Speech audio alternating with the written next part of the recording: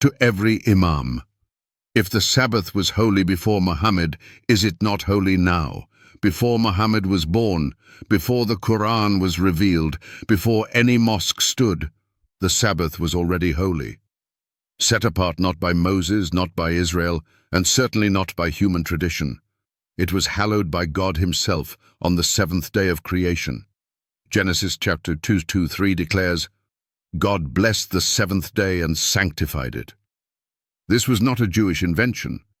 There were no Israelites in Eden, no Torah, no nation, only God, creation, and the Sabbath, etched into time before sin ever touched the world. So to every imam, every Islamic scholar, every faithful Muslim, if the Sabbath was holy before Muhammad, what made it unholy after? Your own Quran upholds the Torah. Surah Al-Baqarah 287 says, We gave Moses the book and followed him up with a succession of messengers.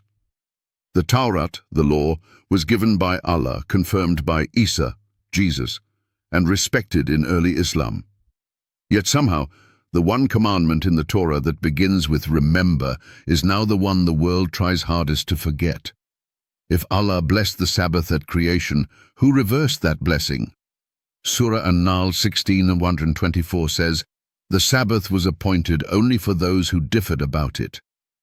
That verse doesn't cancel the Sabbath, it simply acknowledges the rebellion of those who refused to keep it.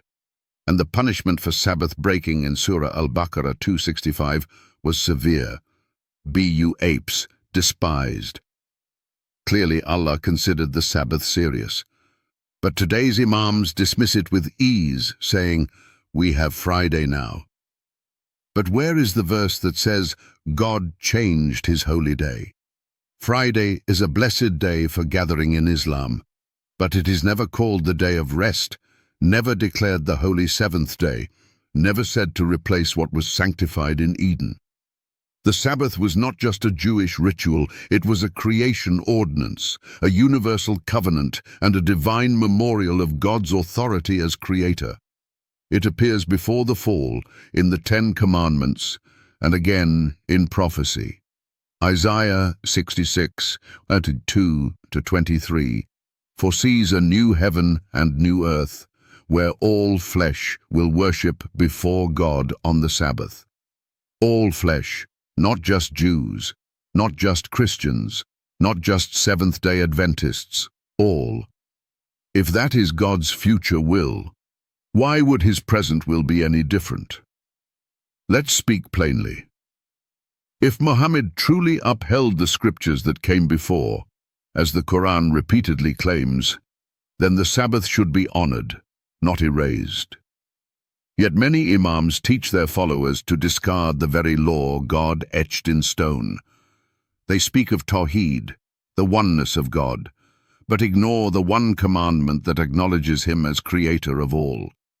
They teach that Allah is unchanging, yet suggest that he changed the holy day. They proclaim reverence for Jesus, Isa al-Masih, yet forget that it was his custom to keep the Sabbath, Luke 4:16. So who gave them permission to override what neither Jesus nor the prophets ever altered? The Sabbath remains because God remains. His character doesn't shift. His law doesn't evolve with culture. His holiness isn't subject to councils or caliphs. You speak of submission. Then submit to what he sanctified. You speak of following the prophets. Then follow the day they honored. You speak of fearing Allah. Then fear the consequence of erasing his commandments.